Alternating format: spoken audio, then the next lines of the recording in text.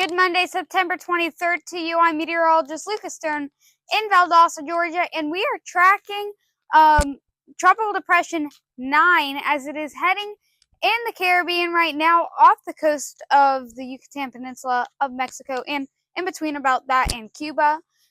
What we are watching, as we are now seeing, it will most likely be a Category 3 or stronger, going into the Florida Panhandle, somewhere around where Idalia made landfall last year and Debbie made landfall this year. And we are tracking as severe impacts are expected to move inland into Tallahassee, Valdosta, Perry, and we are watching as tropical storm warnings are being issued in the Dominican Republic and Cuba. We're going to now look inside at Lucas Stern to give you the latest update on that hurricane outlook. Let's go see him now. Thank you, and we can see this cone of uncertainty here.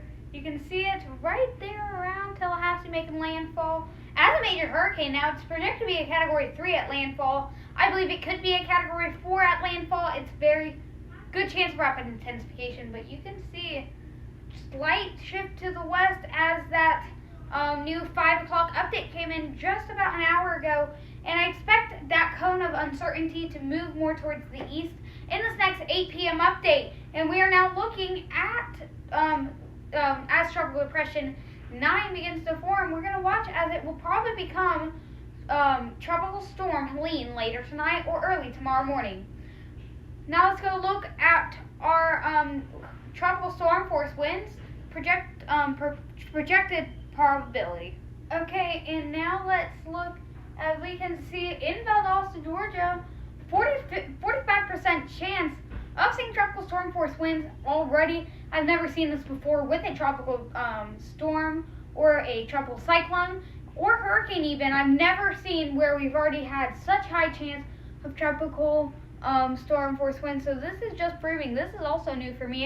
It may be new for you, a new storm. Maybe you just moved into Valdosta area and this is your first storm. So looking already on the coast, close to 90%. So near Tampa as well, we could be seeing about 60% there. So we need to be on the lookout for these tropical storm force wind probabilities going up and up as the storm makes its way closer to landfall. Now let's go look at our spaghetti models. And for our spaghetti models, you can now see they have shifted actually east from this morning at the 8 a.m. o'clock update. They were right along that border of Georgia and Alabama, and now they've moved straight over Valdosta pretty much. I expect them to stay around the same at this next 8 p.m. update, but like that's just saying, John is having an influence, which if you don't know, John is another storm in the Pacific. It's kind of a weird storm. It's a special storm. It's John special, and it is actually causing an influence. It's a strong hurricane. It's causing an influence on the storm, pushing it more to the east than it would have. If it weren't for John, it would have been in Louisiana, or it's projected to go into Mississippi. So this is just to say it's moving east and it's projected to go over Valdosta now. So that is not good for us Valdosta folks, and we will keep our eye on these spaghetti models. Thank you. And I was looking at those models right before we began recording, and I was seeing it's looking very intense for areas like east of Tallahassee, including Valdosta, Monticello. If you live in Valdosta, I know it's going to be a scary storm. We're projecting it to be stronger than Hurricane Idalia. And I live in Valdosta. I know Idalia was horrible. We didn't have power for 3 days. And it's scary going through these storms, but we're kind of getting in this trend where we are seeing storms every year. So I know I have friends, family in Valdosta. I want the word to be out. Don't be scared because we know what's going to happen. We are prepared now. We are more prepared than we were for Idalia. Idalia was kind of a surprise. Now we need to start getting prepared, getting those waters. I have a Lucas weather safety packet with me today, and let's go through to our hurricane section. Tornadoes, hurricanes. I have preparations on here. Depending on the severity of the system, determines the steps you need to take.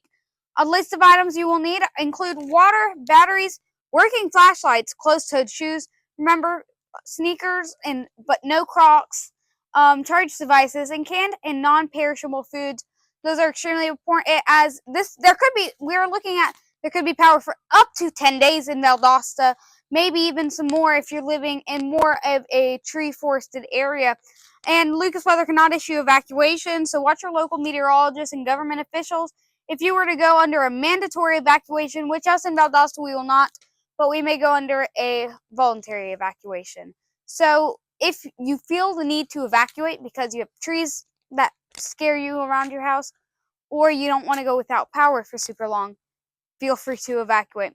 We are not under a hurricane watch or warning at this time. We are not under a tropical storm watch or warning at this time. We are pretty confident of that. Like Lucas was talking about, we're pretty confident it will go through Valdosta and in the Panhandle of Florida. And you could see that cone there. It's shifted a bit more to the west at that 2 p.m. update. I'm sorry, 5 p.m. update, but we're gonna check back in at the station for that 8 p.m. update. But we're gonna keep with you on Lucas Weather. Let's go see Lucas one more time for your windy update. And here is our windy app, and we are currently looking. If you look down there, you can see the storm forming, and we are looking right now, just watching. Let's zoom in a bit. So you can see it's starting to actually develop. At this point, it would be a tropical storm. So tomorrow at around 12 p.m. is most likely going to be a tropical storm. It's glitching a bit here. There we go. And now let's go a bit more in a second.